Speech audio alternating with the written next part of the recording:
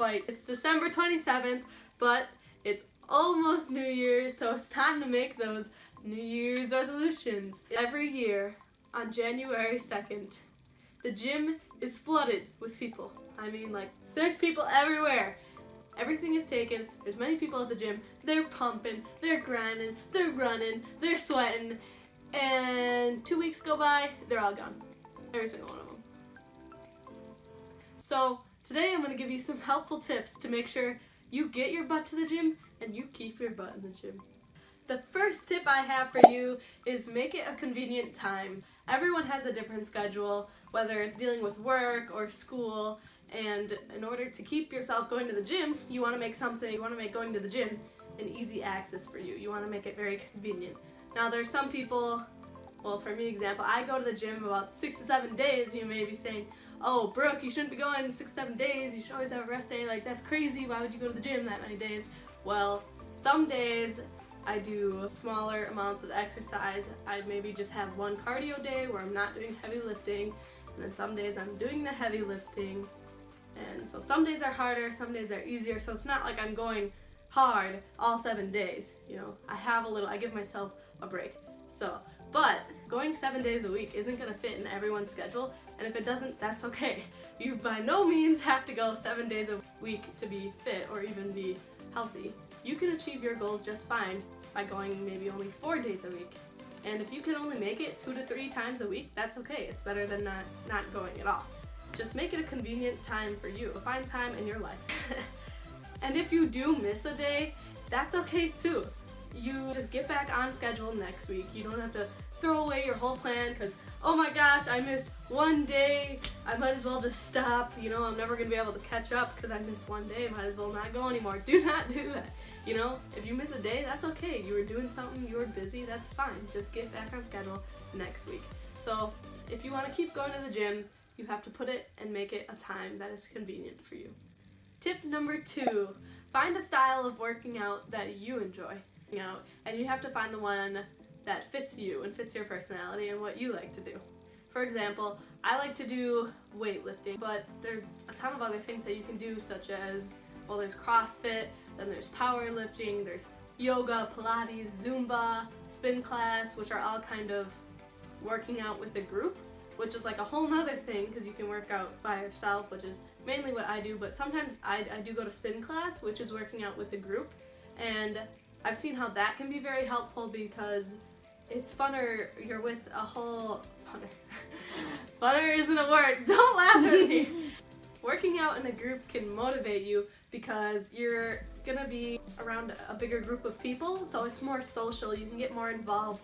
You can make friends, and then next time you go, you're gonna want to see your friends, so you're gonna want to go again, and that's gonna motivate you to keep going.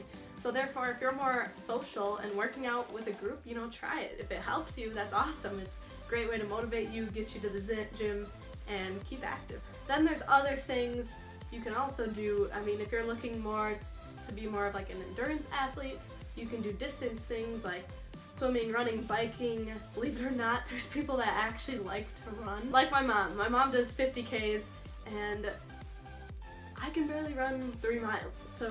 And she loves to do that. She actually physically likes to run 50 Ks. And I'm sitting here like, I die on 3 miles, and never would I ever put myself through that kind of torture.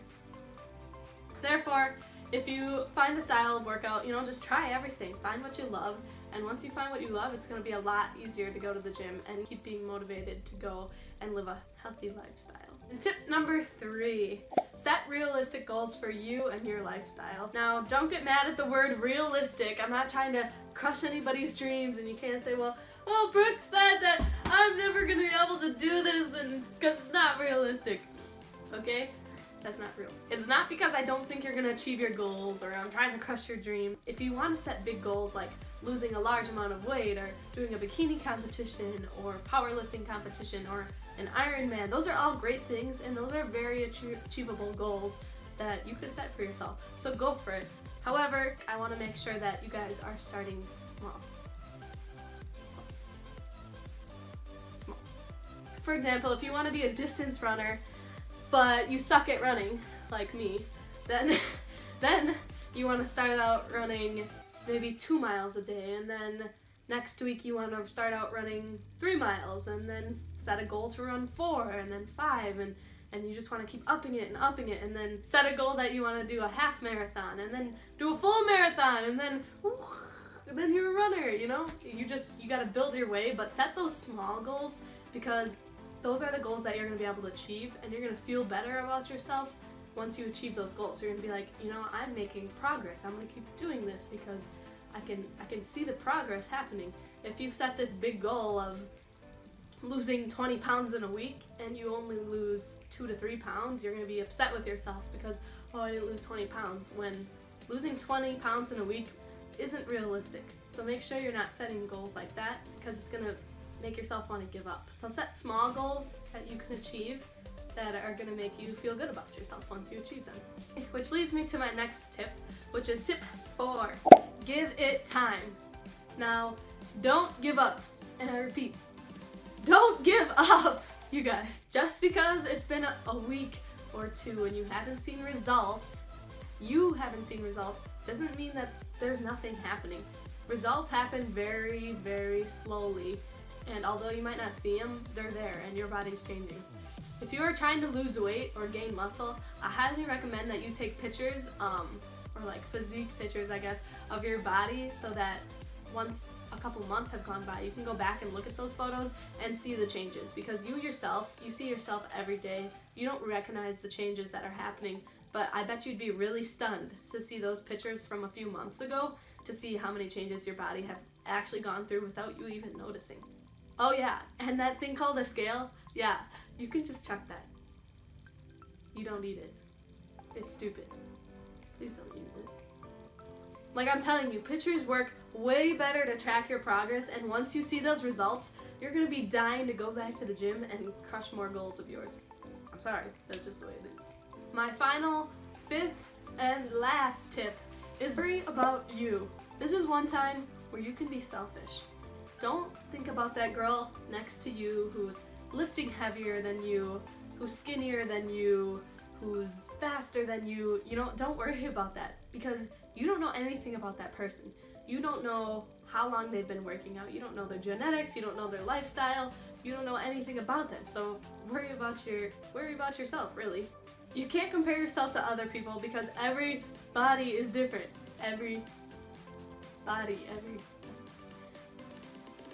Moving on.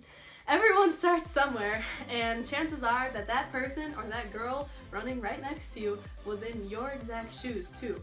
She had to start somewhere. Everyone starts somewhere. So don't feel bad if you're the beginner going to the gym, you know, not knowing what's up, because at one point they were that person too.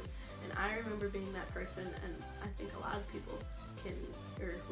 people who have this fitness journey can remember, you know, their first time in the gym. So just keep going to the gym and be your selfish little self, because when you're at the gym, there's only one person that matters, and that person is you. So that's all the tips I have for you guys today. I hope that these tips will help you, keep you going to the gym for New Year's resolutions, or maybe if it's past New Year's, you know, just keep you going to the gym. Let me know if you like this video by hitting the thumbs up, and please remember to subscribe.